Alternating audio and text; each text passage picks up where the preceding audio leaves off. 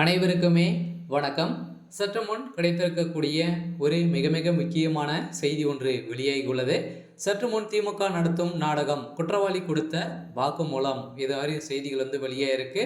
So இப்போ பார்த்தீங்கன்னா அதிரடியாக திமுகவுடைய ஒரு மிகப்பெரிய நாடகத்தை தான் மக்களுக்கு அனைவருமே காட்டிட்டு வந்திருக்கக்கூடிய சூழ்நிலையில் இந்த நாடகத்தை அனைத்தையுமே ஒட்டுமொத்தமாக முடிக்கக்கூடிய சம்பவங்களாவதே நடந்துட்டு இருக்கு இல்லையா. இப்போ திமுக செய்த இந்த அண்ணாமலை பல்கலைக்கழகத்தில் நடந்த சம்பவத்தினால தமிழகத்தில் பார்த்தீங்கன்னா எந்த ஒரு பெண்ணுக்கும் எந்த ஒரு பாதுகாப்பும் இல்லாத ஒரு அரசாக தான் நடத்தப்பட்டு வந்திருக்கக்கூடிய சூழ்நிலையில் தான் இப்போ அதிரடியாக திமுக பெரும் நாடகம் ஆடிட்டு வராங்க அப்படின்ற மாதிரி தான் எதிர்கட்சிகளும் பார்த்தீங்கன்னா இப்போ சட்டப்பேரவையில் நிறைய போராட்டங்கள் இறக்கி இப்போ அதிரடியாக இந்த அண்ணாமலை பல்கலைக்கழகத்தில் நடந்த பாலியல் விவகாரத்தில் திமுகவை சேர்ந்த அமைச்சர்களுக்கு நிறைய அமைச்சர்களுக்கு பார்த்தீங்கன்னா இது தொடர்பு இருந்து வந்திருக்கக்கூடிய நிலையை தான் பார்த்தீங்கன்னா இப்போ அதிரடியாக ஞானசேகருடைய வீட்டில் நடந்த அதிரடி ரைடால் இப்போ அங்கே கிடைக்கப்பெற்ற ஆதாரத்தால் தான் இப்போ பார்த்தீங்கன்னா அதிரடியாக நீதிமன்றத்தில் சமர்ப்பணம் செய்திருக்காங்க இல்லையா. நீதிமன்றமே தாமாக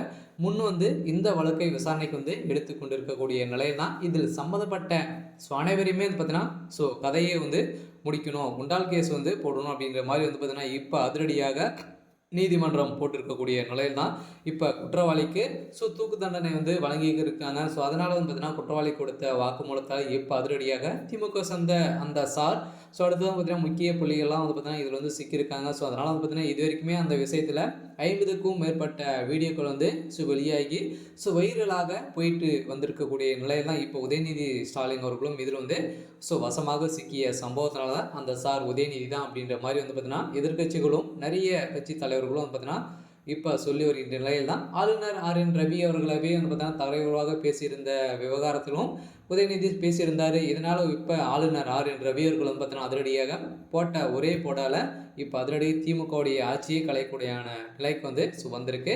அதனால் இப்போ ஞானசேகர் அவர்கள் கொடுத்த வாக்குமூலத்தால் திமுக இருக்கக்கூடிய அமைச்சர் சுப்பிரமணியன் அவர்களுக்கு பார்த்தீங்கன்னா இதில் தொடர்பே இல்லை அப்படின்ற மாதிரி பேசியிருந்தாங்க.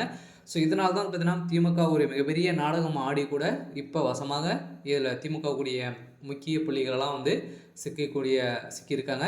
அதனால் இப்போ அவங்க கொடுத்த வாக்குமூலத்தால் பார்த்தீங்கன்னா அதிரடியாக அனைவருமே திமுகவில் பெரும் கதிக்கலைங்க போய் தான் இருக்காங்க. இருந்தாலும் என்ன நடக்க போகுது அப்படின்றத நாம் வெயிட் பண்ணி பார்க்கலாம். இருந்தாலும் திமுக நடக்கக்கூடிய சம்பவங்களை பார்த்தாவே பார்த்தீங்கன்னா திமுக வருகின்ற சட்டமன்ற தேர்தலுக்குள்ளே ஆட்சிக்கு வருமா அப்படின்றது தான் ஒரு பெரிய கேள்வியாகவே இருக்குது. இருந்தாலும் திமுகவுடைய தலைமையகம் என்ன செய்ய போகுது அப்படின்றத நாம் வெயிட் பண்ணி பார்க்கலாம். இது மாதிரி செய்திகளை தெரிஞ்சுக்கணும் அப்படின்னா மறக்காமல் நம்மளுடைய சேனலை சப்ஸ்கிரைப் பண்ணிக்கோங்க. தேங்க்யூ.